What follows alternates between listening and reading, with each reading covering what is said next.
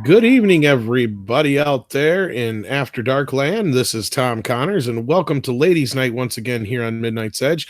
You may notice things are a little bit different. That's because we're going through the Google thing. That way, you guys, a few people have complained about not being able to tell the difference between who was talking sometimes. So hopefully, this will remedy that. But speaking of Ladies' Night, with me tonight is Random or Mecha Random42. How are you doing? Hi, I'm doing great. Thanks for letting me be here. Always a pleasure. Always. Ren Rants, how are we doing? Just well. Oh, you jumped out there. I think you said just swell. I did say just swell. now you're a little better. All right. So yeah, well, hopefully the cameras will hold up. I'm not going to put my face on camera though, because I got a face for radio, as Rob says. But of course, the lovely ladies, you'll be able to see them. And I'm not going to do a lot of talking anyway, hopefully. Stone cold. I think you're beautiful, Tom. Oh, well, thank you. That and I didn't shave, so I don't want everybody seeing my scruffiness. It's okay. I didn't either. There was actually some news that just come down the pipe to us. Mecha, why don't you start it off? Or did you guys want to talk about She-Ra first? Oh, Which one first? We can dive right into Star Trek, I suppose. If you like. Might as well. All right. All right. Hopefully you guys let us know in the chat also if you're having any internet issues. So yeah, if the volume's okay, everything. Because I've never done this, so first time doing a new I'm thing. trying to close out a lot of things to make sure I don't. So we have an awesome article over here from comicbook.com about Star Trek Discovery. Could season 2 Spock mystery connect to the Kelvin timeline? I hate editorializing so much on other people's channels, but I hope so, because it goddamn fucking isn't Prime. So let me get right into it. Star Trek Discovery will soon return with a new season as a new Spock, a new central mystery. Lord, I can't read today. Could it somehow be connected to a different Spock and to the Kelvin timeline of the Star Trek movie franchise? The Star Trek Discovery Season 2 trailer released at San Diego Comic-Con revealed that Mr. Spock is missing. Spock took a leave of absence from his duties as the USS Enterprise's science officer to investigate a mystery playing out across space. It is Spock's absence and this mystery that motivates Captain Christopher Pike to seek out and take command of the USS Discovery. So far, fans don't know much about this mystery that Spock is investigating. The trailer reveals that red-colored phenomena are appearing throughout the galaxy. Yeah, all those little red dot things that we saw in the trailer. For some reason, Spock feels it is necessary for him to investigate these red spots on a galactic map. According to the line from Michael Burnham, this is a mystery that spans space and time, because we need time travel, apparently. Ugh. There's another Star Trek story that involves space-time, the color red, and Spock. Are they just going by the color red? Is that all they're going by? The story that played out in 2009's Star Trek. In an attempt to save the planet Romulus from a supernova, Spock used a substance called red matter to create a black hole. The plan failed, and Spock's ship, as well as the Romulan mining vessel Narada, were sucked into the black hole. Spock traveled over a century backward in time before emerging from the black hole. The Narada went back in time even further, destroying the USS Kelvin, killing George Kirk, and creating a new timeline. The Narada waited, hopefully I'm saying that ship name right, waited for years in the Kelvin timeline for Spock to emerge. Once Spock did, Captain Nero forced Spock to watch as the red matter was used to destroy Vulcan. Spork. Yeah, Spork, because he's not really Spock. He's Zachary Quinto. You know, he's Target Spock, and now we've got Kmart Zachary Quinto with Ethan Peck here. Target Spock and Walmart Spock. Yeah. We know that red matter can destroy planets. We know that it can create a black hole that allows for time travel. We know Spock's use of red matter created the Kelvin timeline. What if that wasn't the only effect? Well, it's red dots. We don't know if it's red matter, people. This is so speculation. We know that Star Trek exists in a multiverse. There is the Prime timeline, where every Star Trek story from the original series through Nemesis took place. Then there's the Kelvin timeline, which is a setting for Star Trek Into Darkness and Star Trek Beyond. And there's also the Mirror Universe, where select episodes of the various Star Trek television series have taken place. We know from episodes like yesterday's Enterprise that other timelines can be created. We also know from episodes like Parallels that some exist alongside the ones Star Trek fans are most familiar with. What if Spock uses red matter to create a black hole and had further reaching more and more widespread consequences? Could the red matter is responsible? Read your articles. God damn it, people. Oh my god. Could the red matter be responsible, is what you mean, for the red phenomena popping up in Star Trek Discovery Season 2? So let's kind of elaborate and speculate. So the use of the little red dots apparently are doing this. Oh Lord. Yeah, that was kind of incomprehensible, honestly, which they're just makes sense because the plot is going to be kind of incomprehensible. Yeah, but at least I guess they're gonna do that so we don't ever have to talk about Star Trek Discovery ever again. Yeah. I was gonna say, you might as well kind of paraphrase what this actually means. More so considering that article was like Yeah. The article's basically, hey, there's some red spots. Is it the same red? Could the red spots be red matter? Basically, to sum up the article. Maybe we don't know. So, oh Lord, what do you guys think?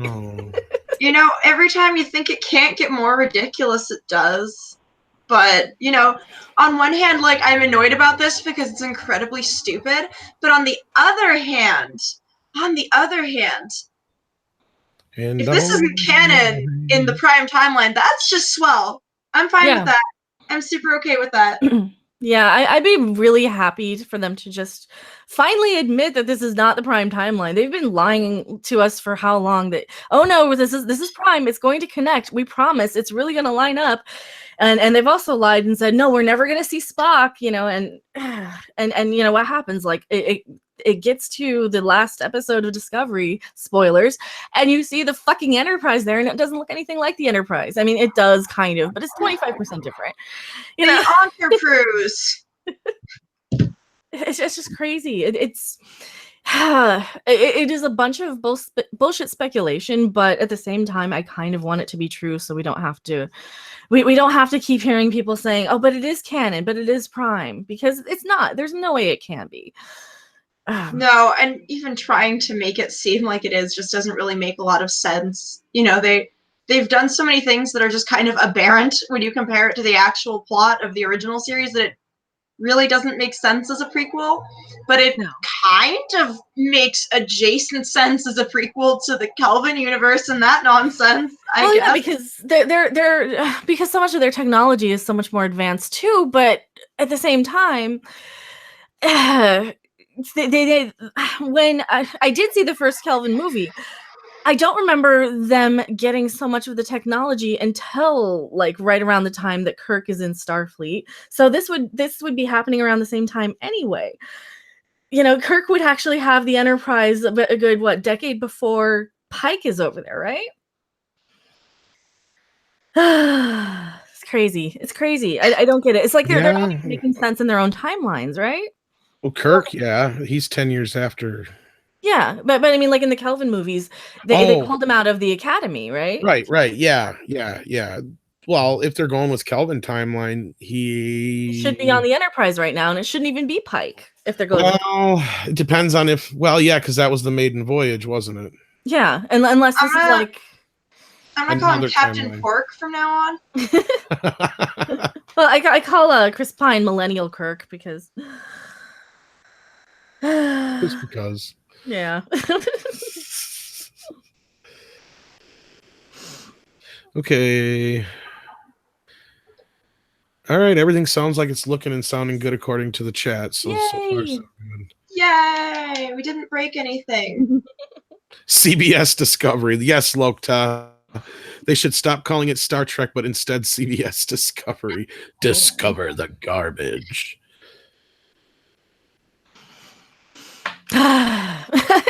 I sigh so many times.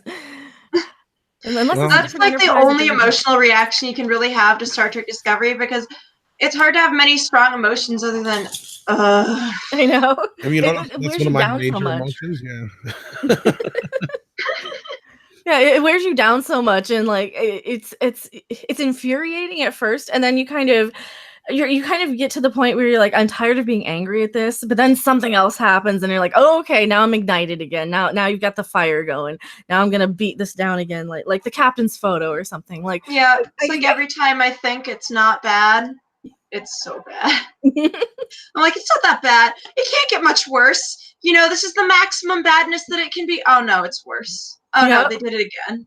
Oh no, there's another update. Oh God, why? Why? What did we do to deserve this? Why? Because they hate us. Because they hate money. Apparently, they hate the old fans. They want this new fandom that doesn't buy the toys or something. I don't know. I don't get it. Yeah. One of my boyfriend's friends really likes Star Trek Discovery because he's not a Star Trek fan. And he doesn't get it when I complain about it. And it drives me crazy because he's a huge Star Wars fan and doesn't like the new movies. And I'm like, this is the same thing for me, dude. Like, but worse. Yeah. Because there's even less to like about it. God. Oh yeah, I've had that kind of the similar conversation too with people who are huge Star Wars fans who don't mind Star Trek Discovery so much, but they hate The Last Jedi and they hate all the new stuff, and I'm like, okay, well, yes, it's fine, but you've kind of got to take it into context of why did you not like why did you not like Star Wars or Star Trek to begin with, and then kind of like compare. You almost called the Star Trek Star Wars. I know. They're so similar in name. It's fine. They both have star in the name, and they're both being ruined. So yeah, it's happening to all of us. Like the whole every fandom is kind of getting crapped on. I mean, the same thing anymore because that's all they're trying to do is make Star Trek Star Wars. So exactly, and make Star Wars shit. So it's not even the same. Like they do have some fan crossover, but fans of both, for going way back as a fan of both for many years, you expect different things from each franchise. You know, like Star Wars is this kind of lighthearted space romp adventure thing with characters that you kind of you grow up with. They're your family, right? And you have the hero's journey, or you used to, and you have your base set of like just fun adventure stuff. It's not science heavy. The rules of the universe don't really, I mean, you don't need to know how every little piece of the ship works in general for the most part. You don't need to know about fuel and all these things in Star Wars. Star Trek, on the other hand, is the thing that, like, okay, you're gonna have whole missions finding dilithium crystals. You know, you're gonna have fans dissect every aspect of the fictional science part of the universe because they want to be able to explain within its own universe why all these things make sense, like what the nacelles do and what the deflector dish does and what all of these things do. People study the blueprints of these ships, and it's a completely different sort of geekdom. You know, and yeah, it really is very, very different from Star Wars. You also have space battles. The cells. I don't know what they are, but they sound naughty. Well, and the Discovery's they're not. Yeah, Anthony is right. He says they should combine both of them and call them Star Wreck. Sounds because they're Star Wrecked, yeah. Well, Nerdrotic, you didn't have to do that. Thank you so much. $5 from Nerdrotic there, buddy. Yeah, hell Nerdrotic. Oh, and Teddy here. Thank you so much for the $10 super chat. As a longtime fan of both Star Wars and Star Trek, I feel like they both are totally spitting in my face with these new movies and series. How hard is it to make what the fans want? Thank you so much, Teddy here. Like I said, you guys are not obligated, but they're very appreciated tonight since obviously we're not making anything off the YouTubes. So what do you guys think about that? Yeah, it's so insulting. Like I think they don't know what the fans want anymore. I think that we're kind of at this kind of new age of technology where you've got a lot of these old time executives, people like the Les Moonveses and even the Kathleen Kennedys and stuff. Like they don't quite get the social media aspect. They don't get how drastically the culture has changed because you get somebody like Kathleen Kennedy who went to college at Berkeley in the 60s, and there's like a clear, like, slow progression of society back then where people all still grew up with television, people all still grew up with newspapers and magazines, and now you've got a generation of people who have never grown up with a television in their house and never opened a newspaper and only social media, and they're kind of I don't know if those people are really that old yet. Even my generation grew up with a TV in the house, and I think she means cable. And like I mean, I had cable growing up. Well, yeah, and to a point, but there is a young generation that hasn't. But the ones that haven't are like literally still children. Like millennials had cable. Well, yeah, millennials are technically a year younger than me, so and like we read the news. But I mean, there's a generation coming. No, I think it's not an different. I don't think it's as much of like I don't think it's as much of a generational thing as it is that studios have looked at a specific kind of branding to try and make money. Mm-hmm. And also, there's just a lot less impetus to create out of a genuine love for creating, because now there's so much competition that you just want to get something flashy out as fast as you can to make as much money as you possibly can, without really putting into much consideration, what was actually popular about the universe in the first place. Yeah. And this has been a problem going on forever. Like, if you look at, for example, the first Pirates of the Caribbean movie, people liked it. It was fun. Like, it was great for what it was. It was a cheesy, entertaining popcorn movie with lovable characters and a lot going on and a sense of adventure.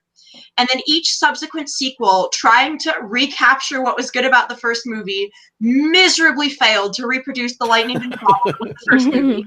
And it just went downhill and downhill and downhill and downhill, and they keep making them anyway. Line is in, like, they keep putting money into this anyway.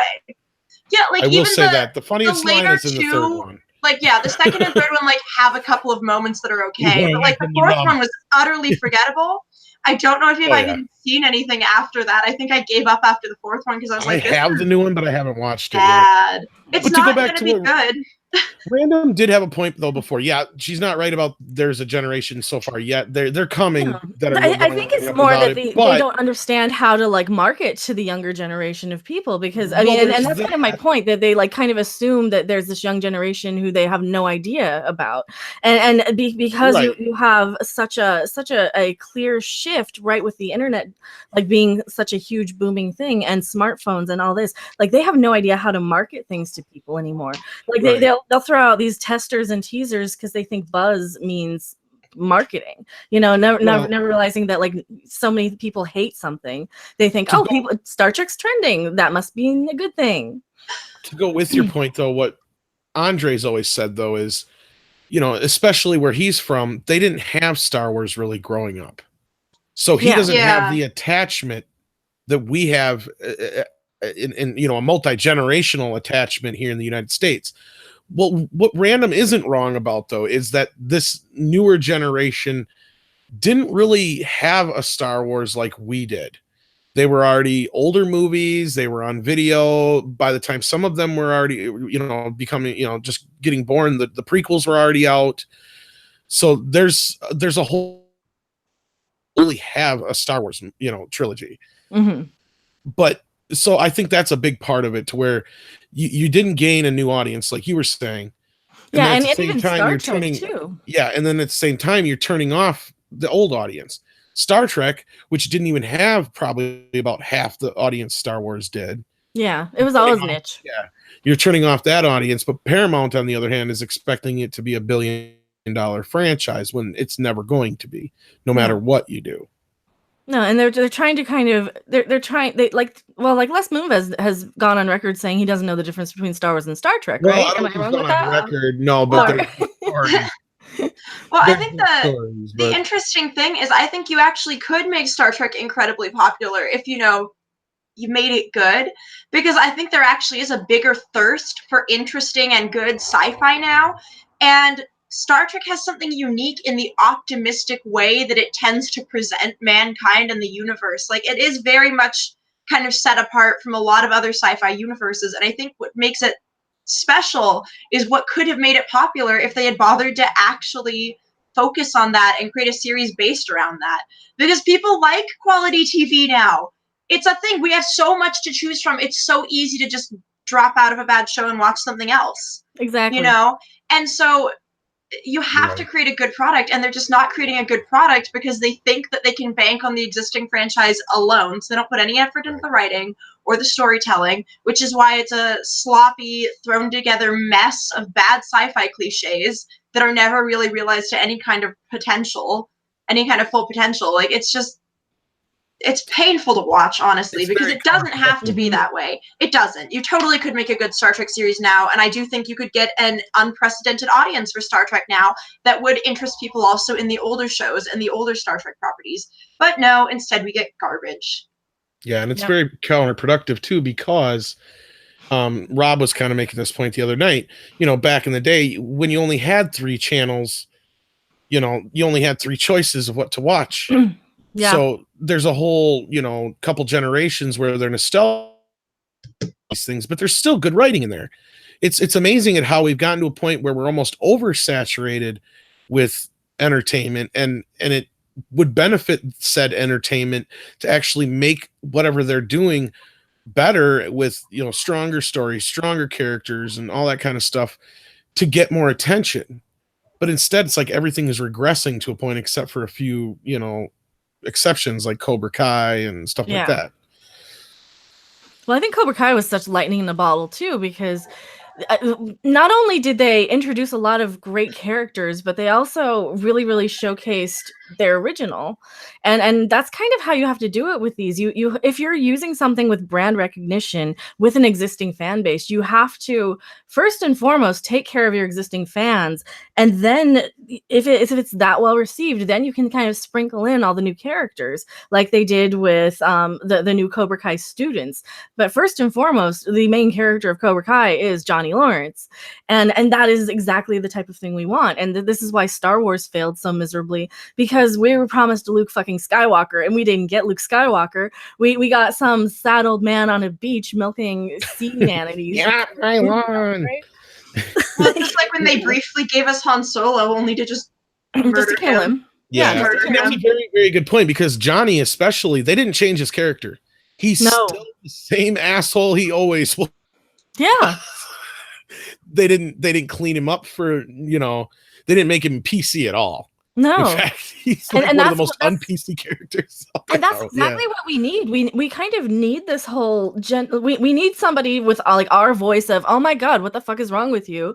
You know, it's like, what are you, some sort of pussy or something? And I love that about his character, because like at the end of the day, he's kind of right, and he does kind of turn them into somebody tougher than the I need my safe space sort of generation, but at the same time kind of showcasing that it is sort of something where you can be a little harsh on a lot of this younger generation too. I mean, it's a great way for both sides. I really love what they did with Cobra Kai. So well, I do feel bad for this generation, because I've said it I don't know how many times. They don't have the whole they do that aspect to movies like we did. No. And even Ren to a point, because you're a little younger, but you know, it's like CGI took over in the early mid-90s, and since then that whole thrill has gone from, you know, the wonder and the awe of things like Star Wars and even movies like Friday the 13th and Nightmare on Elm Street and stuff like that, to where, you know, you're sitting there going, God, how did they do that special effect? Now the answer is right in front of your face. I love the effects in The Thing. That was an amazing practical effects. Oh yeah, and like a lot of movies, and you don't have that anymore. Yeah. No, it's like they don't have any love for it. They don't have any creativity. They just say, oh, well, we'll just get some guy to do it in a computer, and they don't. Your brain can kind of pick up on. You can pick up on the subtlety of something. I mean, just look at, you know, the love that it's like somebody that puts creepy CGI baby in that Twilight movie where you oh god, yeah, just intensely the scene on Freddy versus Jason was terrible. Like I love Freddy versus Jason, but when they rip off the girl's nose, it looks horrible. The blood drops look horrible. But when they have actual stuff there, it's fine and it's wonderful. Yeah, the practical effects just always look a lot. And the stupid thing is, you can do so much with practical effects now. Like I've done some amazing stuff with just basic, inexpensive ingredients.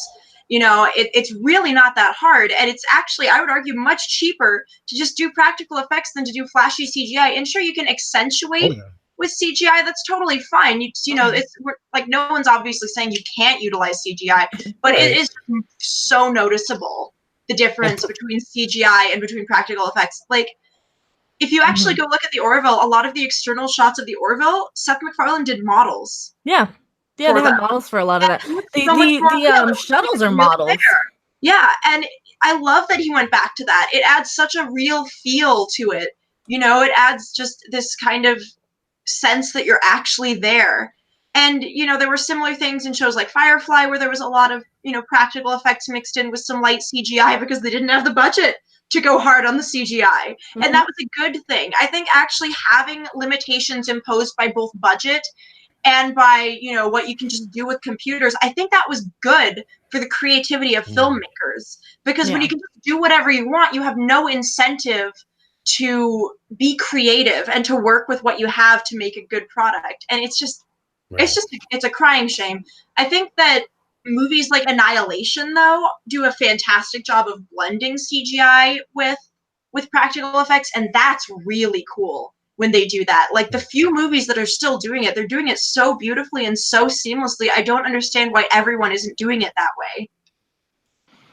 Right. I think a lot of it's habit. A lot of it's lazy. They're rushing these movies out every year. They go with such an early draft or a first draft of a script. Look at Last Jedi, first draft. You know, they're just rushing these things out, and they're getting the special effects started probably, or the visual effects anyway, started probably like right when they're filming or like doing table reads and things. It seems like nowadays, a lot of times, they can't even change them half the time. Well, yeah, that was kind of the whole thing with, like, I know, like, Solo, they had a lot of the special effects done already. What other movie was there? Was just a movie I was reading about. Yeah, there was just a movie I was reading about that they had to lock down a script soon because that way they could start the special effects. I don't remember what it was, but oh yeah. Well, and it's like sad. In The Last Jedi, that dumb rampaging through Canto Bight scene, for example. Like, you can tell that like half of the reason that they even had that silly go nowhere plot point was just so that they could do that big dorky goofy looking chase scene, and it looked ridiculous. It looked so bad. Or like the scene in Goblin Town in The Hobbit. That was such a painful to watch scene. Or the scene where Legolas is in the third movie where he's jumping up these falling bricks like a fucking video game character.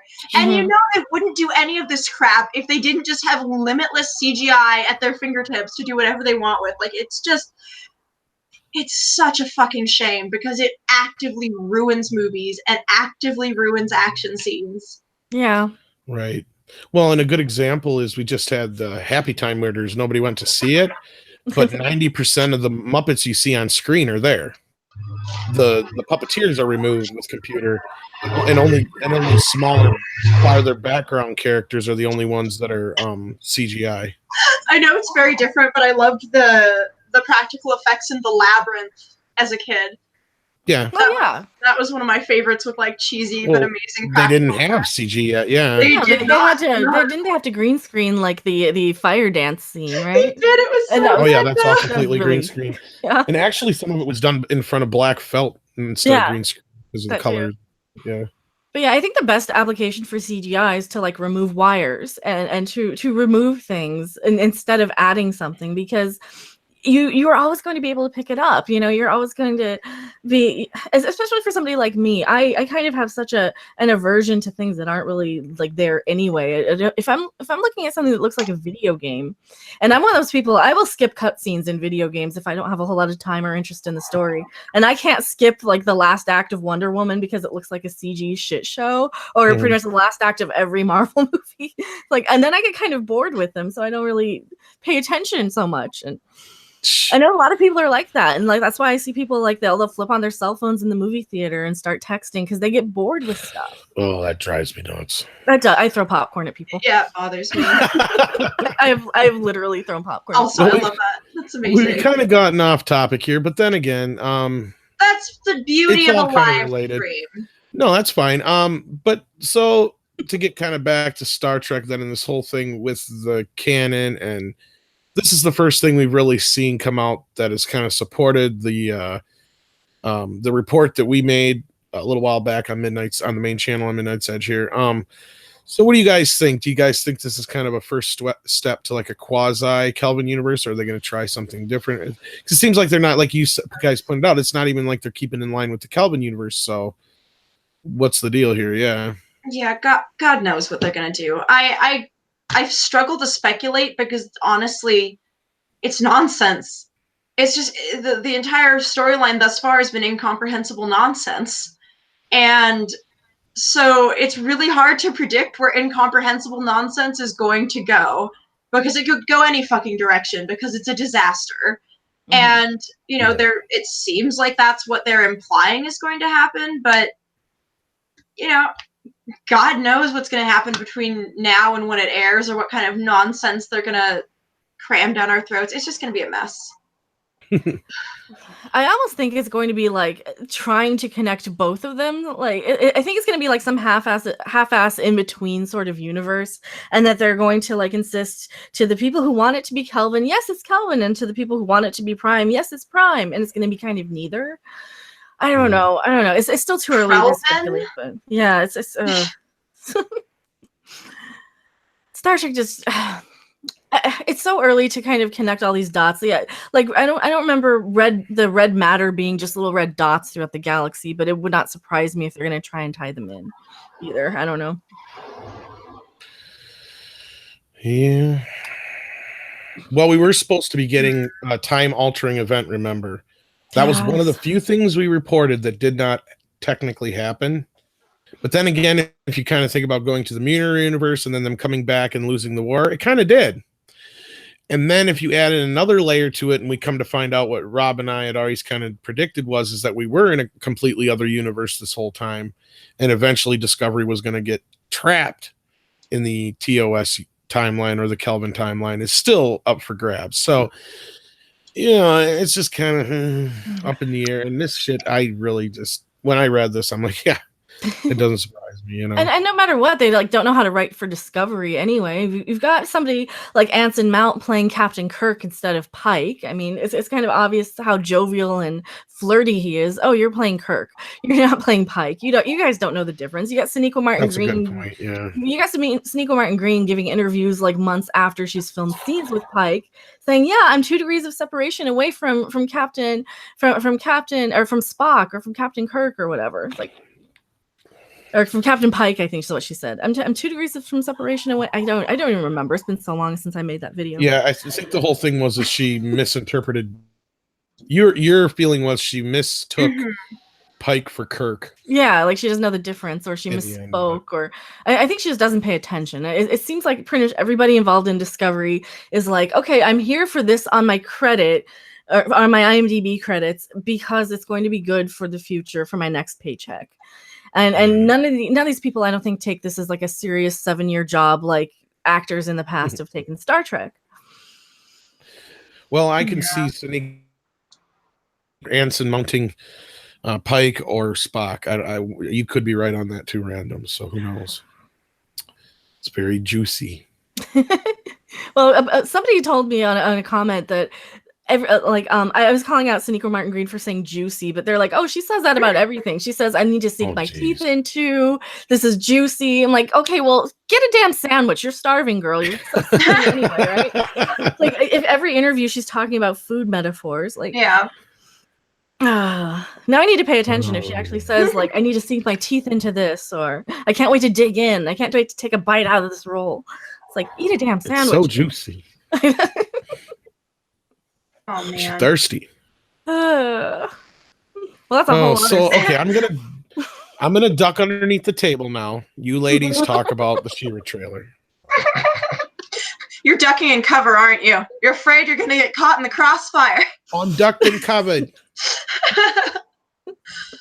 Oh, Who wants to go first? Cute. I thought it was really cute. I'm sorry. I think part of it is, I'll admit that I don't really have any real big attachment to 80s She-Ra, and I'll acknowledge that, but it looks really cute.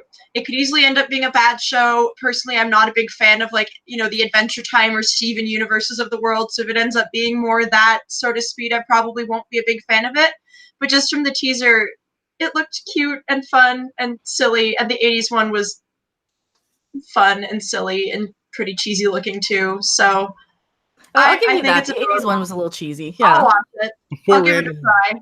Before Random says anything, though, I'm going to say this. We just found out that the rights to He-Man just reverted back to Hasbro. Okay. So, and the two things that stuck out to me, that besides just the design and all that stuff, past all that, the two things that stuck out to me that pissed me off, or at least got me concerned in the trailer, were when she said Grayskull, which means we have to have some kind of attachment back to Grayskull, and when they called her Princesses of Power, which Random would know, She-Ra is the Princess of Power. Yes. And her crew are the rebels. Not only that, like the trailer is mentioning, well, yeah, she was the Princess of Power. The trailer, and from everything I've heard about this, is that it's very much trying to bring balance to the. She's the only one who's a princess too. That's the other thing. It's okay, so because none of the, unless they're all like daughters of kings and queens, she's the only one that's a princess technically, because she's the daughter of King Roland and what's her face, He-Man's mom. Yeah, I can't think of her name all of a sudden now. Yeah.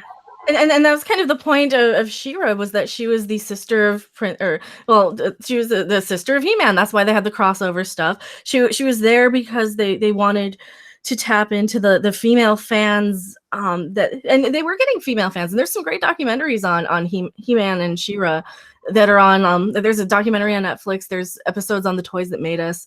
You know, the whole point of She-Ra was definitely to kind of bring in more of the female demographic, and for the boys who are kind of at the age where, you know, they like the girl characters. And did I say Hasbro? I meant Mattel. My bad. Sorry, guys in the chat. Thanks for correcting me. My bad. They got the right and reverted back from Sony. But yeah, my one of my hugest issues, the first thing that I noticed with this trailer yesterday was the voice acting. She sounds like, not like a professional voice actress, but she sounds like a shrill YouTube sort of overreaction sort of YouTuber. You know, one of those YouTubers with like 1 million subs that are really shrill. I did look up the actress, and she comes from like the Disney stuff. She comes from like Hannah Montana, and I think she's done like one voice part once. But yeah, there's a lot of kind of cringy voice acting. She's very shrill. She's very annoying sounding. They also do this thing. She sounds that bad. She sounds like a teenage girl. Yeah, well, I didn't hate it. I'm sorry. She doesn't sound like a teenage girl so much. She sounds like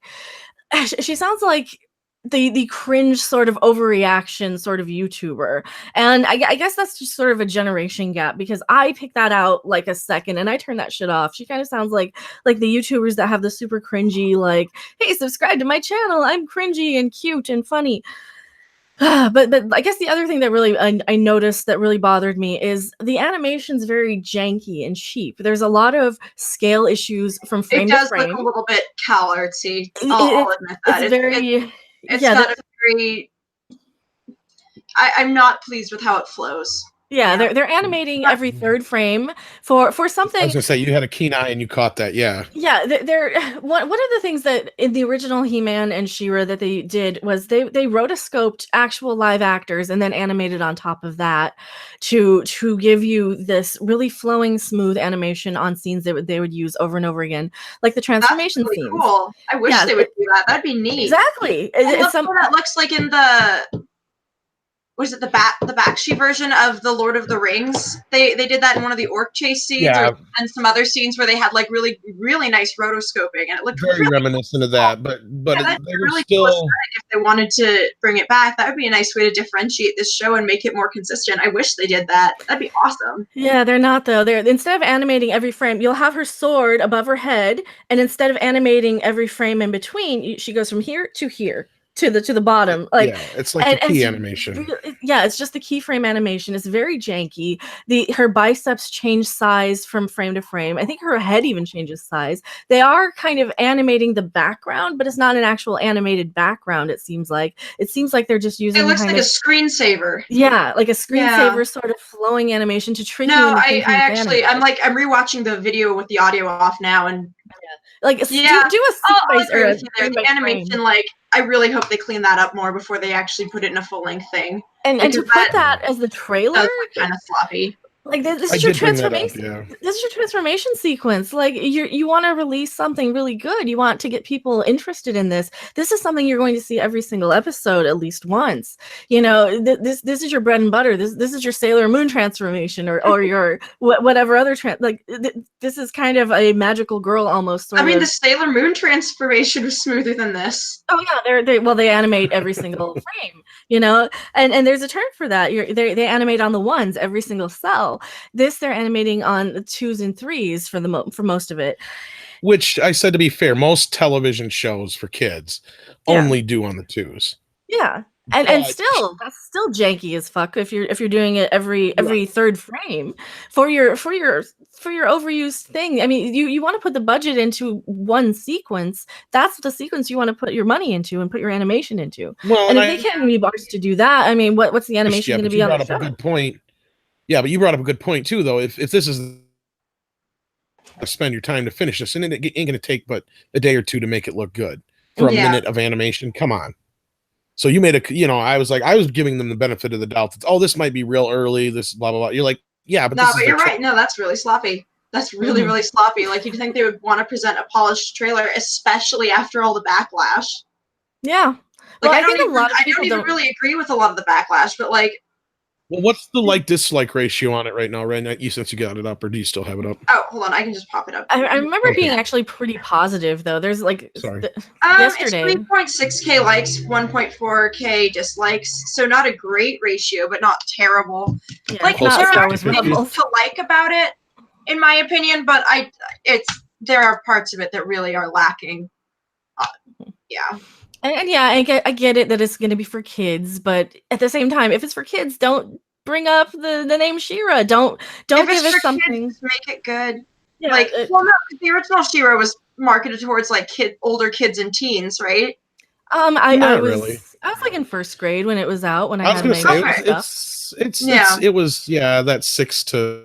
But we also had people like probably J. Michael Straczynski writing for She-Ra. They were going after the Barbie crowd, basically. Yeah.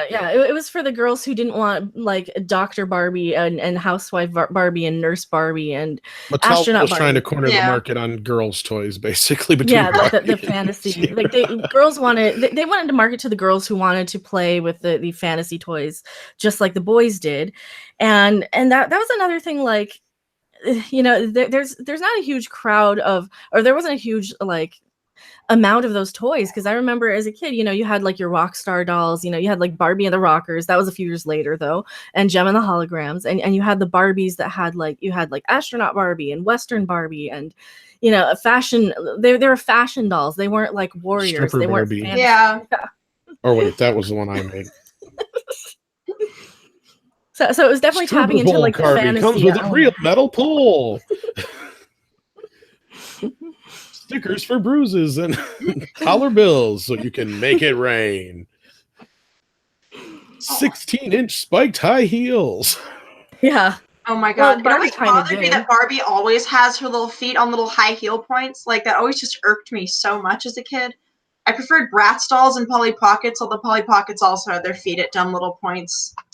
And Bratz dolls are terrifying. I don't know why I like them. Their feet pop off, and so then they just have horrifying little stumps. and if you lose the shoes, you just have a stump doll forever. Like, it's just your life. Guys don't have that problem. I remember the dolls I had were you lose helmets. Yeah. True. You lose helmets and stuff, but you lose the accessories quite a bit for the She-Ra stuff, because She-Ra had like the headdress, and then the horse had like the saddle that transformed the horse. That shit that wasn't even on the show. Yeah, absolutely.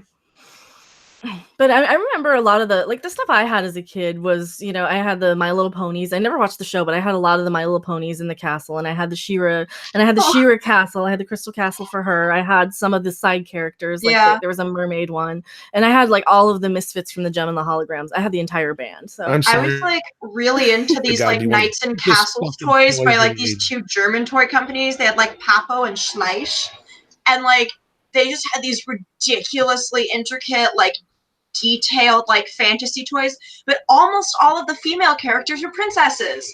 Like, that's all you got. You had like one or two like little female warriors, but the most of them were just princesses, and that that always like disappointed me so much because I wanted more like toys like my brothers, but with girl characters, and they were hard to find, and it always bothered me.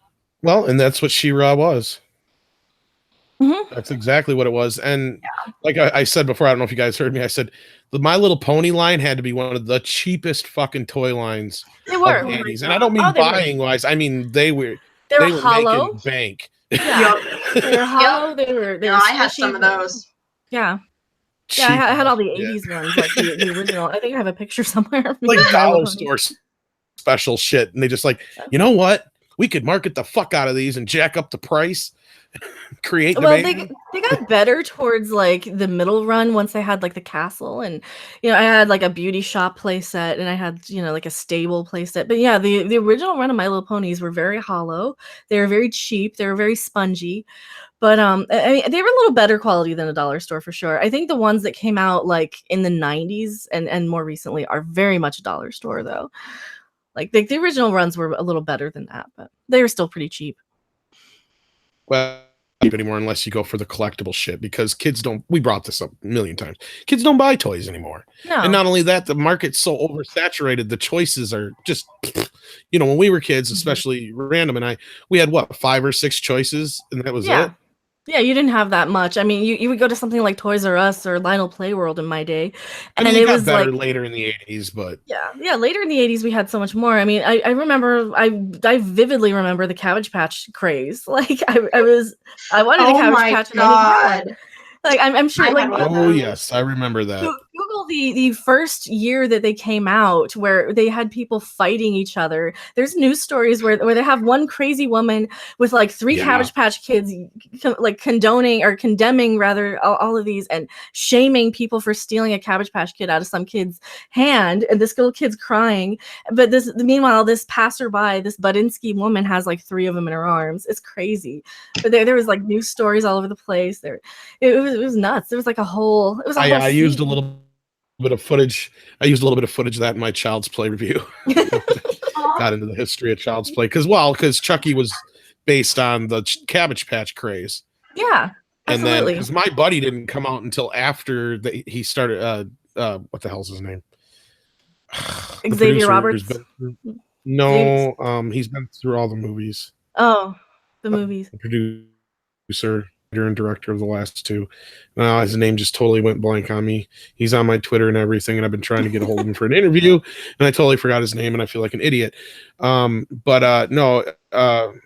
had written the Chucky's original name was Buddy, which was fucked up because the name of the movie was Blood Buddies because they had to change it after it was called Batteries Not Included because the Spielberg movie came out, or produced movie anyway. Yeah. What the hell is his name? Son of a bitch. But somebody's saying I miss the Garbage Pail Kids. The Garbage Pail Kids are still around. God. You can still buy them. Still yeah, they are. Mm-hmm. Yeah, those were like really popular when I was in and I still they had to change them though, because the Cabbage Patch people finally won their lawsuit, I think. Yeah, and they changed it a little bit. So they changed like the border from the rounded border to like the square banner, and they changed a little bit of the art. The kids don't look like Cabbage Patch anymore. They don't look anything like the Cabbage Patch Kids anymore. Mm-mm. But up until like the 9th series, I think is when they changed over. So that was like what, 1987 or 88 or something. Probably 87. It was somewhere around there when they lost the lawsuit. Yeah, it was fairly early. It was after the movie, after the first few sets. Then they they might have went away for a little while. I can't remember. I know they did like a bunch of. They were like a big boom of them there in the late 80s, and then they kind of went away. It seemed like. Yeah. Tyler, BioShock, David Kirshner. That's what I was trying to think of. I think that's what I'm trying to think of. It's not Tom Holland. It's not Don Kirshner. Or Don Kirshner? That's what it is. No, that's the rock concert guy who's a producer. Rock concert guy? Okay. Don Mancini. That's what it is. Don Mancini. I was like, Don's the right name. That's right. Don Mancini. Yeah, he was the one who wrote it originally, and he's the one who's pretty much been the caretaker for Chucky all these years. But yeah, originally it was you take your blood and you put it in this little vial. And like you're supposed to be blood buddies for life, but the blood turns Buddy to life or whatever. So it wasn't even voodoo; it just had to do with the blood. Yeah. See, that's still kind of a cool idea, though. Oh, but Don Mancini, he hated the voodoo shit. Tom Holland came up with that. he spent the next few movies trying to get rid of it. And then he just embraced it in the newest one. He's like, fuck it. Yeah, I actually got to see that in the theater when I was a kid. Child's Play. I was like 8 or something. Oh my god! I got to see all of those horror movies as a kid. Nothing good that fights, you know. From the trailer on HBO or whatever, I got scared shitless. And you seen that shit in the theater? I applaud you. Yeah, I saw like Nightmare on Elm Street 6 in the theater. Well, it was close to the same time. I did 13th 9. Until I was probably about 12, 13. Yeah, I tried my best to watch the horror movies because like that was kind of, by the time I reached the age of like not wanting anything to do with other children, I'm like, I really actually like horror movies. I really like Metallica.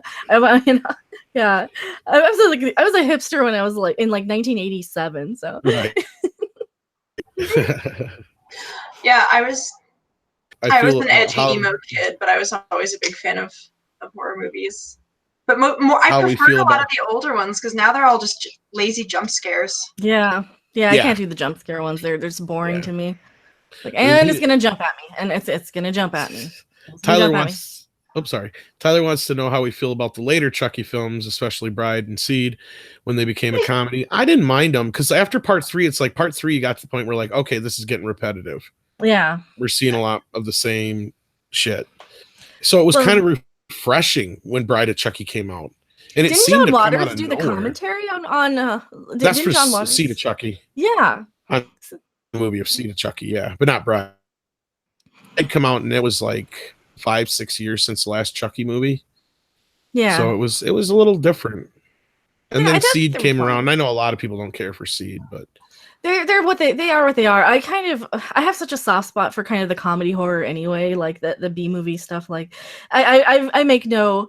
Oh man, my best friend's dad is into like really bad B horror, so we've seen some amazing ones like Easter Bunny, Kill. Oh, zombies.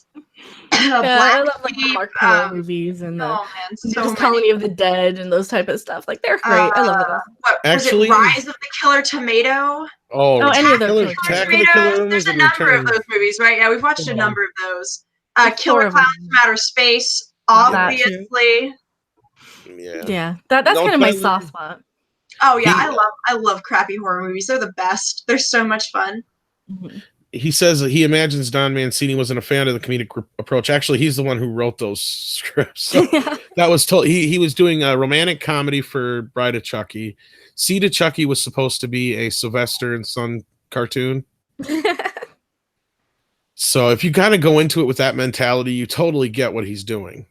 It's just Chucky and Tiffany plopped into said type movie. Well, then of course we go back to Curse of Chucky, whichever was the next precursor. Yeah, and Jennifer Tilly's like such an amazing voice in those too. Like I really like her voice so much. Like, she was kind of one of my original crushes. I mean, Bound. Oh yeah. Sorry. Casey Fairley. Yeah. Does anybody remember Freddy's Nightmares? Of course I do. Yeah, absolutely. Love that. I need those on DVD so bad. I really do. Good luck. I know. I need them. You can get like bootlegs from overseas and shit. That's about it. Yeah. Because New Line's embarrassed about it. They don't want to release it. There's nothing wrong with that. I mean, it was stupid and it was funny, but I watched them like as they aired. So. Oh yeah. Well, I want them, and not only do I want them, I want the unedited versions of like the last 2 or 3 or whatever it was that got cut really bad. Yeah. So we'll never get them. Welcome to Shopping with Random. Freddy's Nightmares. Good luck. I know. There's like 2 episodes, I think, on the Blu-ray box set. Yeah. And it's the one with John Cameron Mitchell that's directed by Tommy McLaughlin, I think. And then the other one, God, what's her name? God, I can't think of her name. But I think that one was directed by Mick Garris, and that's the one about the racing, the competitive racing. And at the end, the one girl gets her head cut off by the wire. Lori Petty, I think it is. That's what I was trying to think. Oh God, Lori Petty. Of. I think it's Lori Petty. So cheesy. But they should have put like Safe Sex on there because that's one of the ones that has Freddy in it the most, I think. And then Well, and they didn't. What really bummed me out is they don't have the first episode on there, even though it's very cheesy and bad. Now, it was directed by Tobe Hooper, and it was the origin story of how Freddy, the parents went after Freddy and all that shit. Yeah, But, it wasn't as I would have liked it to, the movies, and it was a little cheesy, but it was still kind of neat to see. Yeah.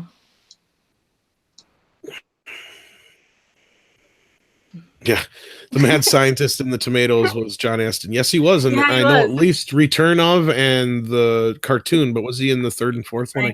He was in Return of the Killer Tomatoes. I think he was in Killer Tomatoes Strike Back. I don't remember about Killer Tomatoes Eat France though. I don't think he was in the last. I don't think he was in the last one. Jeez, guys, tomatoes are dangerous. I do an endless onslaught of tomatoes. Well, that's why I have my Killer Tomato plushie that I don't. Killer I don't know tomato. if you guys can see. I don't think you can see it. Yeah, it says too low. But I do have my Killer Tomato. You smash you. Well, the cartoon theme was a little bit better. Green tomatoes. I kind of prefer the cartoon theme, but I do have the original DVD set, or the original DVD that has the soundtrack. Attack of the Fried Green Tomatoes with Jessica Tandy and fucking Kathy Bates going after Killer Tomato. What if the red dots in Star Trek were Killer Tomatoes? I would be on board 1000%, and it would be my favorite show if it were the Killer Tomatoes that would eat Mikey Spock. Oh my god, that is a brilliant idea, Michael Keller. Oh jeez. I would watch that. Not only would I watch that, I would promote the shit out of that. If the Killer Tomatoes ate Mikey Spock, oh my god. Oh hell That'd yeah. be a great movie. Yeah.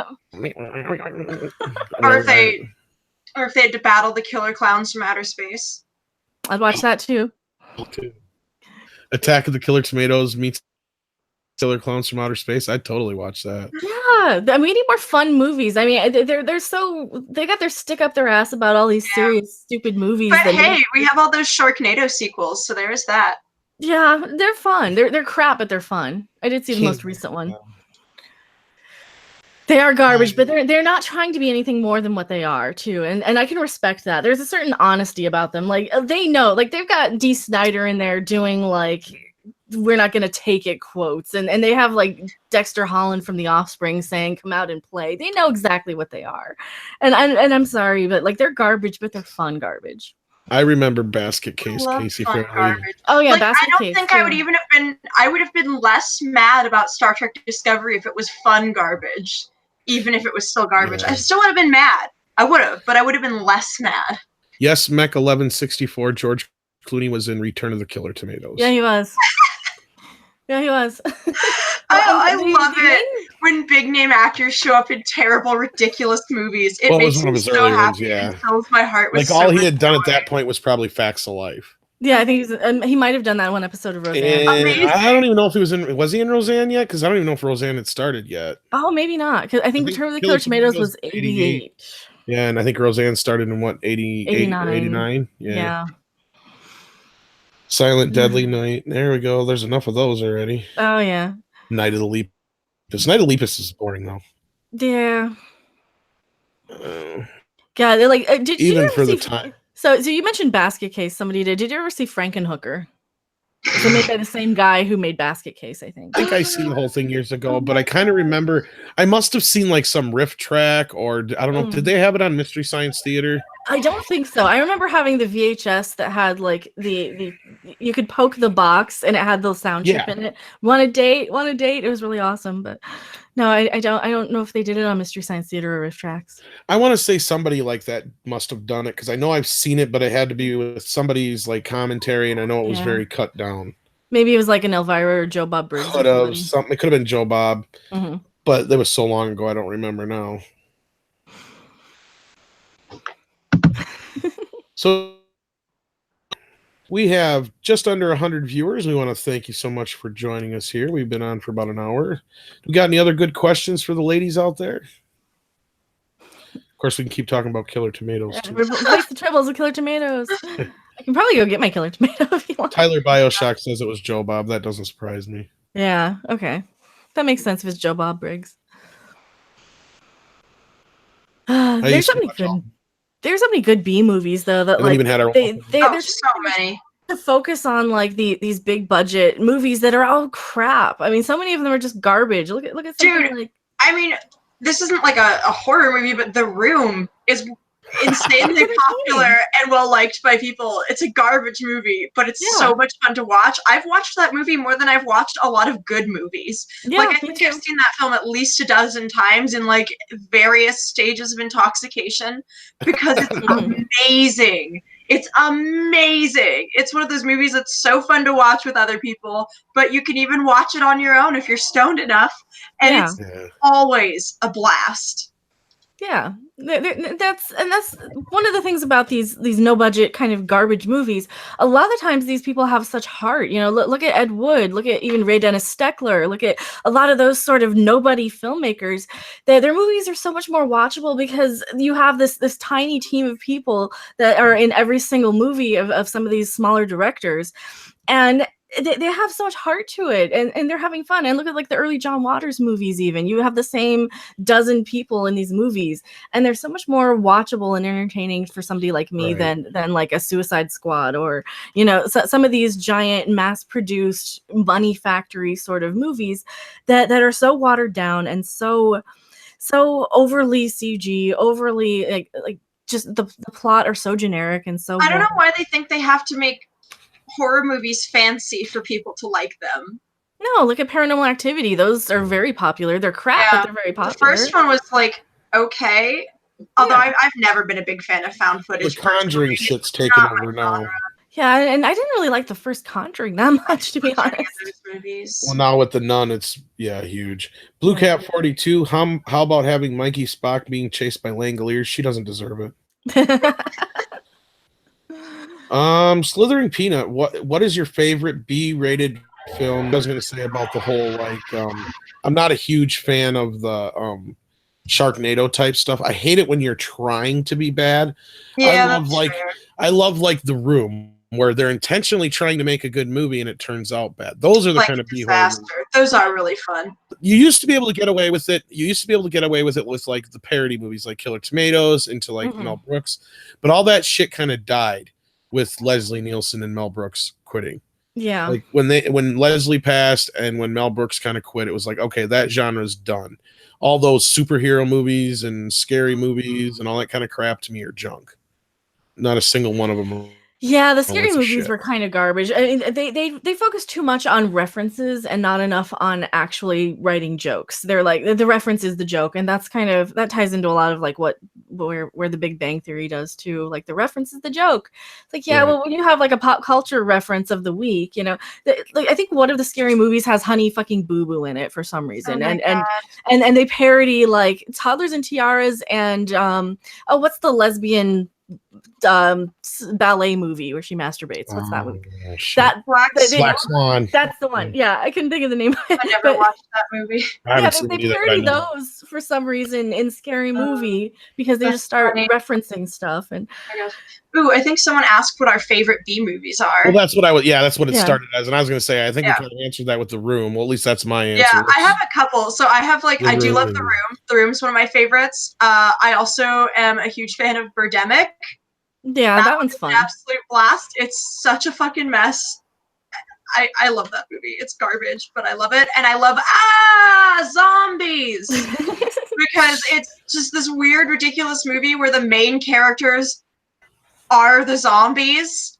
They've eaten some mysterious green sludge in their ice cream that turns them into zombies, but they don't realize that they're zombies. They think everyone else is having some crazy epidemic where they're moving super fast and weird, and the zombies are just wandering around slowly like, what's going on? Why is everyone talking so fast? And then they realize, oh my god, we're the zombies! And then cheap, messy, ridiculous carnage ensues. It's an amazing movie. I'm such a big fan of it. And I think it's one of those ones that a lot of people haven't seen, but it's so good.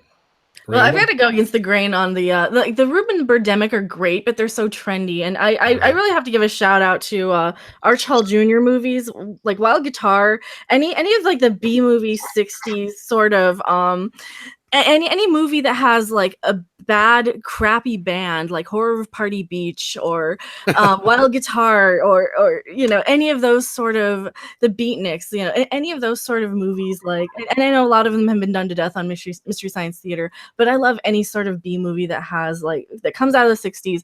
Rat Finka Boo Boo is another one with from Ray Dennis Steckler. He made this movie where it's basically like a rock and roll sort of movie. I love the rock and roll movies with like nobody rock stars.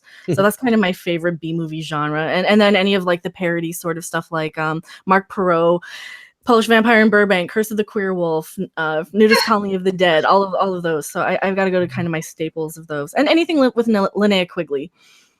Nightmare Sisters. Remind me to buy the rights to Curse of the Queer Wolf. Oh my god, I would watch that. I haven't seen that one. I'm remaking it. I don't care. Curse of the Queer Wolf's great.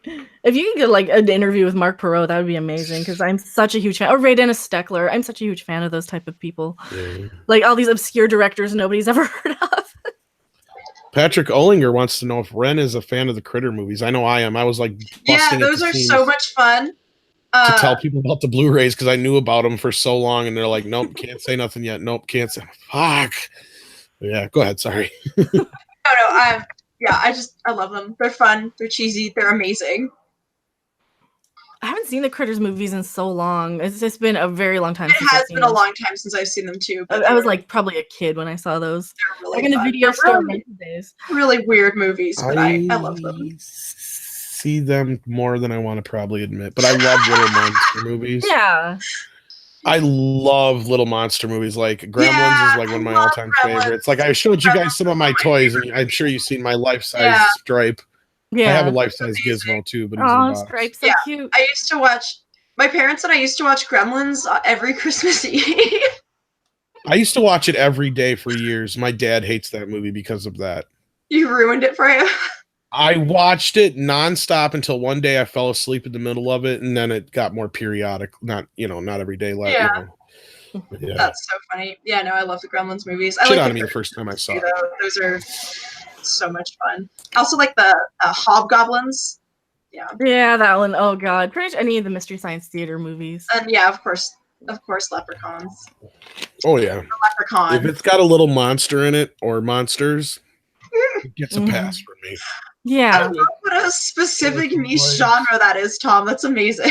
Well, that's like me and my comedy horror parody sort of genre, or my other favorite genre is like Dario Argento does a lot of these where you've got a girl in a school by herself overseas somewhere, like a boarding school for the arts. Like one is a singer, one's a dancer, one's there because her father's an actor. And they're always like, and horrible things happen. And there's witches, and there's a serial killer. Sorry, I was laughing at the chat. Yeah, so that's my other kind of favorite genre. Grant Noble says, I'm about to use Queer Wolf more in conversations. God, if I can bring attention to Mark Perot movies. All conversations till the end of time. He's a werewolf, but he's queer. Well, it's queer wolf. Well, the plot of it is so politically incorrect. I get hair all over everything. Well, if you've never watched it, the main character in the movie is just some normal guy, and like a gay man bites him. Oh god! And he turns gay when the moon goes full. And when yes, and when the moon is when there's a half moon, he's bi. Yeah, I love it. It came from a line in Polish Vampire in Burbank. Just that fucking movie out. Yeah, watch it. Watch it. It's amazing. I gotta find it. You gotta find it. Crimson Empire Entertainment wants to know what our thoughts are on the Hammer, Dracula, Frankenstein movies. I have not seen them all since I was very young. I love them. And I've been wanting to get back into them, but the order is so fucked up, and there's only a few of them on here and there on Amazon Prime at a time. So I'm trying to watch them in order. And then I know there is a Christopher Lee movie I think it was produced by Hammer, but it's not related to the rest. But he's in it as Dracula, I think. Wasn't it the Satanic Rites of Dracula, or is Dracula's something like that? It's actually it's actually a more of a straight adaptation of the original book or whatever. Yeah. Something like that. But yeah, well, I mean, I'm kind of into them. I haven't really watched them in years, though. I've been kind of looking at maybe getting like them on Blu-ray, though. What about you guys? Obviously, Random, you are. Oh yeah, and like always my favorite like Hammer ones are anything with Ingrid Pitt, like the Vampire Lovers, Countess Dracula. Absolutely love Ingrid Pitt, but she's beautiful, and you know you've got vampire lesbian stuff, so why not? But yeah, I mean Christopher Never Lee go is wrong with that.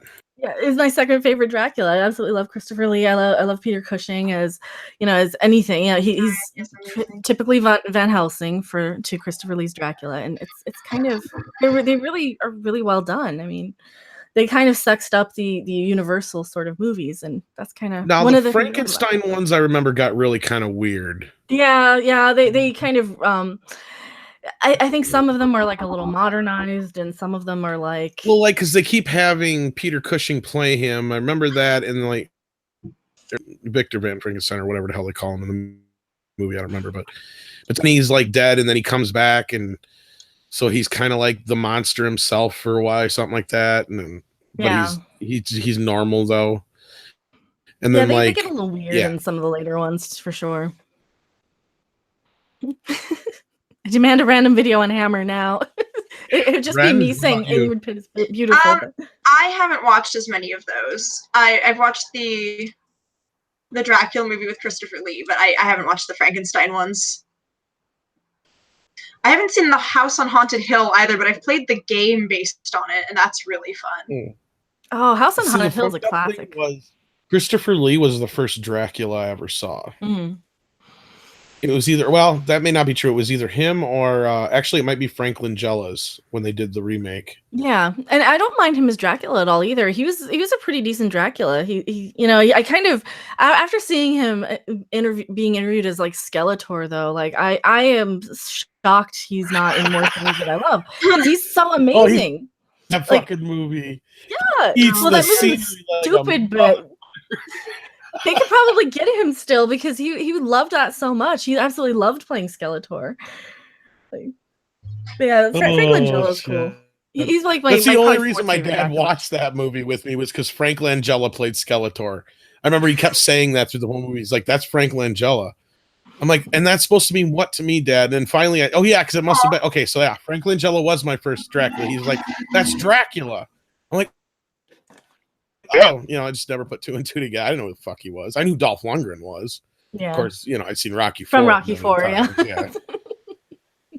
But I mean, I knew who actors were and shit like that. But I mean, he's canked under makeup. I didn't recognize the voice. I didn't, like the only thing I probably would have seen Frank Langella at that point and probably would have been Dracula. So it was just like, oh yeah, okay. Yeah.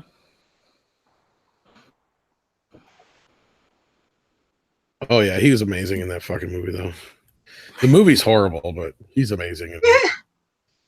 Well, I still love Gary Oldman's Dracula too, though. Like, there's just so many. I think that Dracula isn't horrible. It's actually a really good remake of the original Universal movie. It's not it's not like it's more faithful to the book or anything so much as it is just a remake of that original Bela Lugosi movie. Yeah. Yeah, and I really appreciate it for what it is. And as much as at the time I thought, Keanu Reeves wasn't very good, but now that I think about it, Keanu Reeves was actually really good in that, because what else are you going to have with a stuffy estate agent who's very Victorian? I mean, I think he did a pretty good job. I mean, but you have all these giant talents. You have you have Anthony Hopkins as Van Helsing. You have Gary Oldman as Dracula in that, and then you have like Tom Waits as Renfield. So like, it's not horrible. God, I love Anthony Hopkins. He's such a treasure. Yeah. Yeah, that version's okay. I have a soft spot for it for sure. It's not my favorite Dracula movie by far, but it definitely I have such a soft spot. Most people if they wouldn't have had all that love story shit in it. Yeah, and I don't even mind the love story shit, and I kind of have an aversion to romance in movies, and I don't mind that in that. But it was okay, but that's what I'm saying is that's the only thing in the movie that's not really in the book. I did also love the Van Helsing movie with what's his ass? Yeah. Oh shit! I think I saw that one. No, it's Discount Viggo Mortensen. I always forget his name.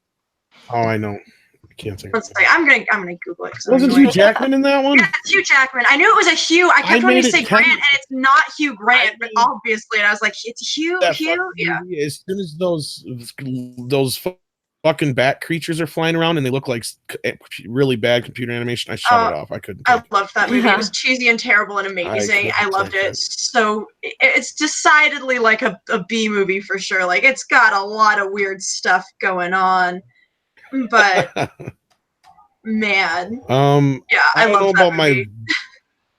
my mic being broken, but with Google, it's kind of tough when you're talking over somebody. Sometimes it sounds shitty. I am a heavy smoker, though. Well, I used to be. I'm trying to quit smoking, but yeah. I'm smoking weed. It's legal for you. Yeah. Washington. No, people, stop moving here. Don't come to Washington. Go to Oregon. We're full. I want to go back to Colorado. If you guys want to help me out with that, I do have a Patreon and no. Random's moving away. Oh, no, not anytime soon, probably. Yes, I remember the Super Mario Brothers movie from the Oh my god, that movie was amazing. I have the. It was so bad. Oh god. Man, there have been some treasures. Had a pretty kick-ass soundtrack, too. You have to do the right kind of bad movies. You know, people don't hate bad movies. Like, you either have to be so bad it's good or you just have to make a good movie. Those are your two options. Yeah, but like Star Trek Discovery and The Last Jedi are so bad they're They're bad. not. Yeah, they're not bad. They're They're not good. They're even just fun. bad. They just make you sad. Yeah, they're not even fun. Yeah, they make baby Jesus cry every day. Somebody was looking up Curse of the Queer Wolf on eBay, and I'm going to give you guys Mark Perot's actual website. Go buy all of his movies. He's hilarious. Nobody's paying me to plug him. I believe in him. He's awesome. Fun. Because they're saying, or Curse of the Queer Wolf, they're saying Curse of the Queer Wolf is like $70 on eBay. Dude, there are some movies that get so expensive on eBay. My dad was going to get a copy of The Great Waldo Pepper for us, and it was like $200 for that fucking DVD or something. It was insane. We were just like, what? Yeah, it's crazy. It's crazy. Man, yeah, I'm probably going to have to like buy all of this. For $4,000, I can have movie props. Oh my god. The dream. Oh, don't tell me this. I'm going to buy everything because I have money burning a hole in my pocket. Now I'm shopping. Don't resist. Shopping. This is what Rob does all the time. Buy the merch. Yeah. It's like, am I the only person who loves my movies? Oh, children. My son, my 17-year-old, he wants me to come get him. He says he doesn't want to get mugged. I don't think we've ever had a mugging in this town. Why is your 17-year-old in danger of being mugged? I don't know. Because he's coming up with an excuse, so I come get him. Aw. Because he doesn't want to ride Life it. is hard. Although, like, it would be a bummer if you did actually get mugged.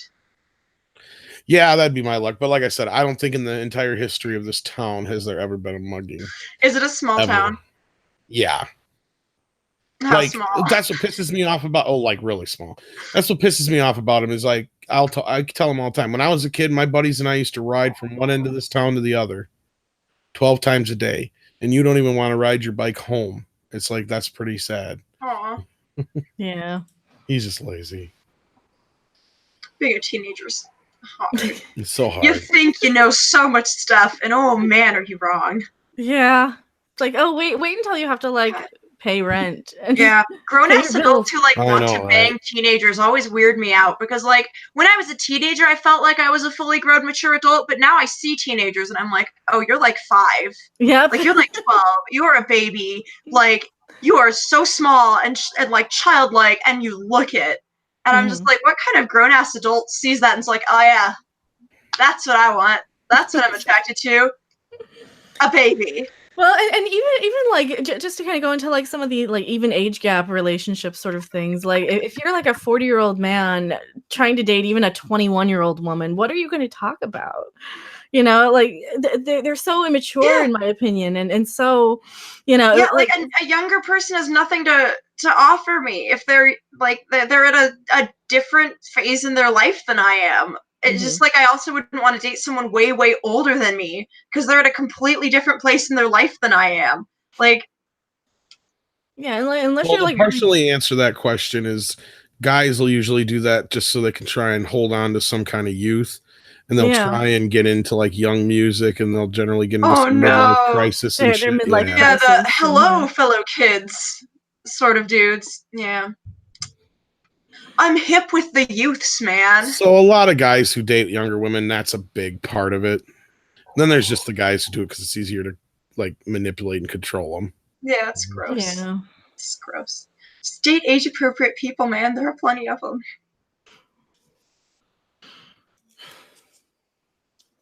Somebody said I'm not a Packers fan. Yeah, I don't know. You don't like the sports ball. I don't do sports ball either. I watch hockey and I watch curling sometimes with my dad because we're Canadian, but like that's it. Maximum Overdrive. Okay. Minimum Underdrive. No, that movie sucks. I love Maximum Overdrive. Who made who? Oh Lord, I gotta stop shopping on here now. Like I can get actual movie props from Polish Vampire and Burbank. Oh man, you're as bad as I am, Random. Jesus. Do it. I don't have the money, and it's a good thing. Yeah. I limit my ridiculous spending to very specific subsets of things now because I have way too much crap. Like when I was moving, I realized I had way too much stuff, and about half of it is just like merch and knickknacks, and I'm like, oh no, what have I done? So now I spend all my money on weed and tattoos.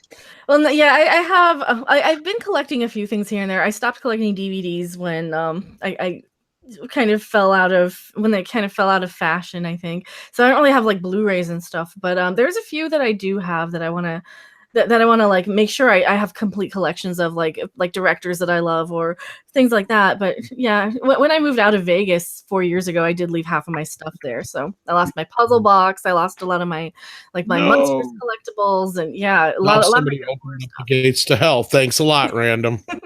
Some kid probably got a hold of it. Well, I can't help that. Maybe that's how Star Trek Discovery came to be.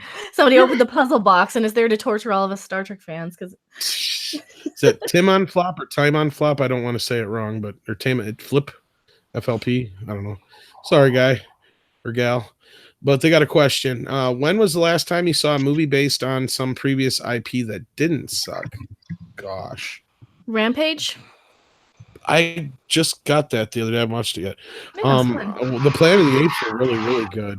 I actually enjoyed those movies. They did a good job of actually expanding the story in an interesting direction for something you might actually want to see. Well, the best part was they didn't just remake the first movie. They actually started about midway through the series. Yeah. Where it chronologically made sense. Yeah. I really liked the new Blade Runner movie. I thought that was amazing. Was right. On 2049. I thought they did a beautiful job, like with the special effects and the overall look of the movie. I didn't expect Ryan Gosling to pull it off at all, but he did a great job. I liked it better until Gary broke it down a little more, and I'm like, I don't know if I like it as much. I haven't let anyone ruin it for me.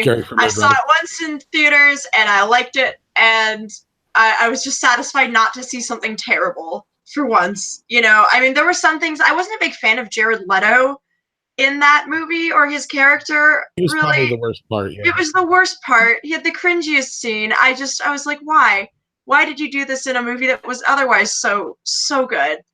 And yeah, there were some weird parts and inconsistencies, but I enjoyed the twists and turns. I enjoyed that it was a thoughtful movie, that obviously they had put some work into it and really considered like what people enjoyed about the first one and tried to bring that back in the second one. And that's all I can ask for. It doesn't need to be a perfect movie. It has to be a confident movie where it looks like people cared for me to just at least like it. And I personally thought it was above and beyond that. I thought it was really good and really beautiful. That was just a stunning movie to see in theaters. It was so pretty. Yeah, I think my most recent good previous IP was probably just Rampage. It was decent.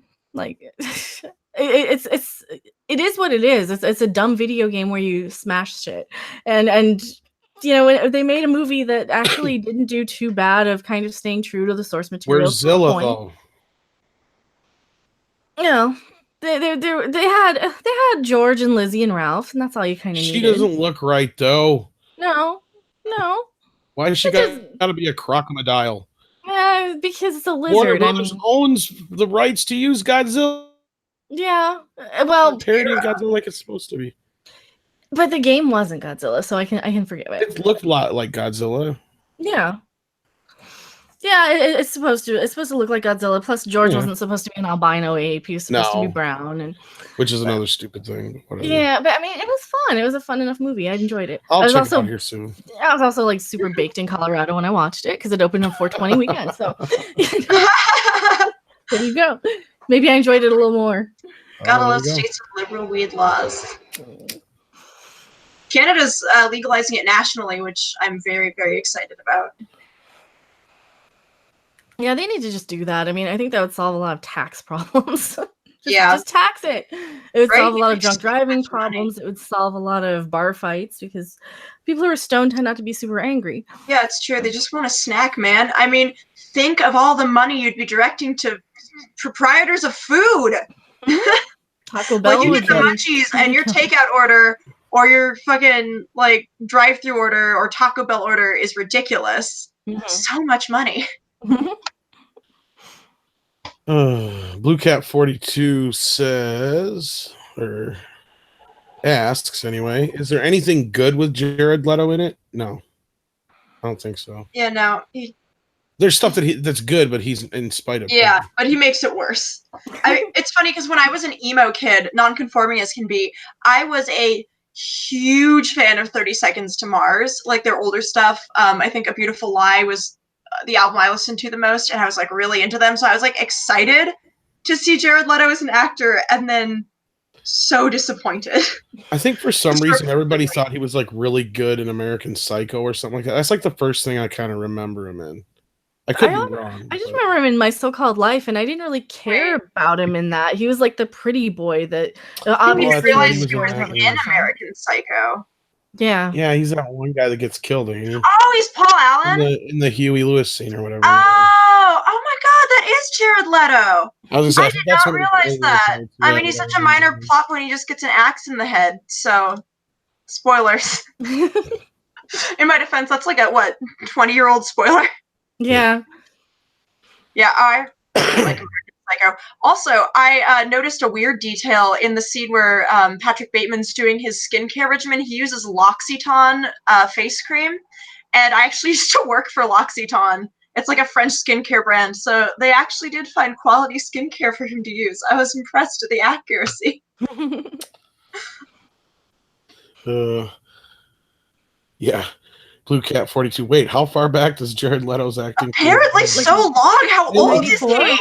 Well, and that's one thing I said is they portray him as such a young Joker in Suicide Squad, but he's really not.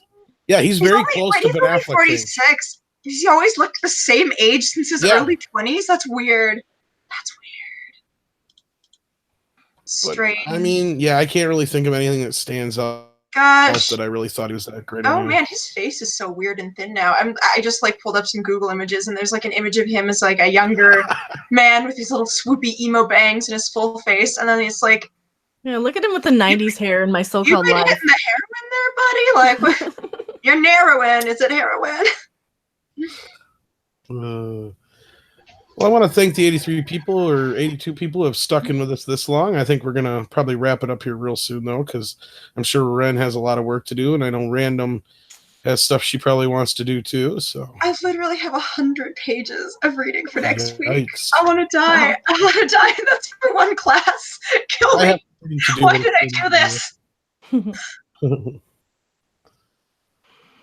Leto is a vampire. I saw him sparkle. I don't know how many times I got to tell you guys. Vampires don't come out in the day. They don't sparkle and float around. Those are fairies. No, and they actually fuck a woman too. They don't. They don't wait until they're married. They don't stand over her bed. If you sit through 3.5 books, you get the vampire banging. Yeah, but and it's it is stupid not too. worth it. No, it's terrible. It's so well, bad. I didn't read the books. I saw the movies as Rift Rack. When I was in middle school, I was really into Twilight because I was that age when it came out. You know, I was like 11 or something, and like. I wrote Twilight fan fiction. My shame knows no bounds. The more horrifying thing is there are children walking around in the world right now named Renesmee. Like, actually. A 5-year-old child that I actually know named Renesmee. And that should be a crime, in my opinion. That's child abuse. Oh shit. One thing to take it back to Twilight, like I was saying before, it's like I think they forgot that vampires actually originated as a warning against STDs. Yeah. Yeah, because a lot of the original folklore came out of like syphilis, sort of, or people like misunderstanding what syphilis was. Because they thought the sores were bites. Yeah. Mm-hmm. Yeah, and a lot of the time your teeth would fall out except for the canines, and you would have very pale skin and very and very yeah.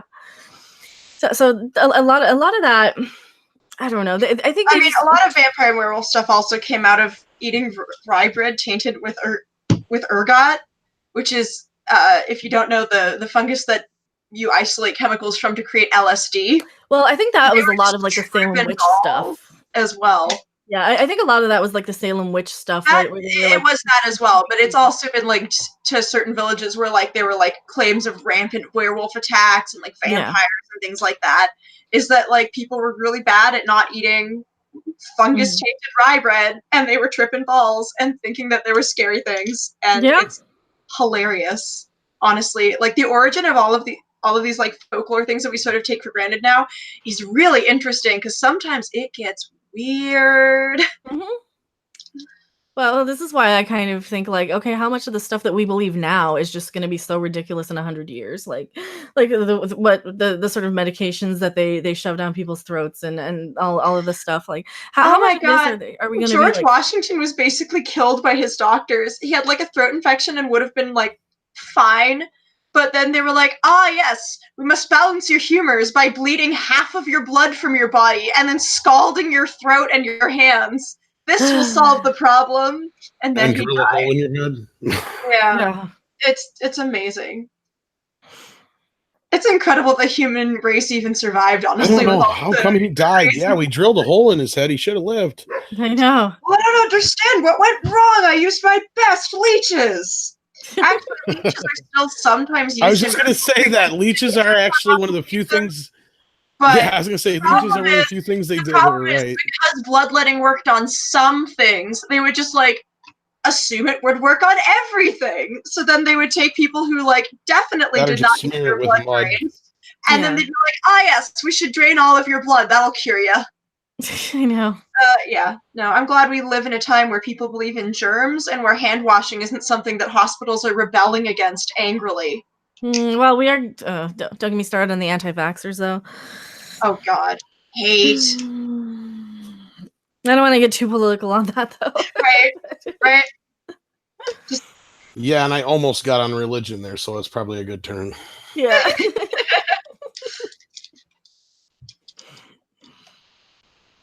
So ladies, why don't you tell everybody out there where they can find you, Ren? You can find me at Ren Rants or Ask a Law Student on YouTube. And there should be some new content coming out on both of those channels finally, because I'm starting to get my life together and balance the time management. And you can find me at Ren Rants on Facebook and Ren_rant on Twitter. And I am Random or Mecha Random42. You can click my name over in the description. You can probably find me as Random Game User 42 as well if you just type that in as well, because I think YouTube still has me in their algorithm as that. But I also have been tagging my videos as that just to not confuse people, just in case they can't find me. And I have Patreon and the Twitter and all that stuff. So yes, and definitely check out our Patreon. Definitely check out our Patreon and make sure you subscribe to the ladies and After Dark, of course, and the main channel if you haven't already. And we hope to see you again real soon here on Midnight's Edge After Dark. Yeah, we'll be back next Tuesday. Oh yes, we have a special guest coming next Tuesday. I almost forgot. Ooh. Yeah. Who would that be, Random? It's Susan Layton from Nerdrotic. She's from Historic Hollywood, I believe is the website, and 1428 Elm. She's a actual writer. She writes for a lot of these article sites, and she's very knowledgeable and amazing. That is so exciting. So I'll really be keeping my mouth shut probably. So it'll be just the days. So yes, don't forget to join us for that. And once again, thanks for joining us here tonight on Ladies' Night here on Midnight's Edge After Dark.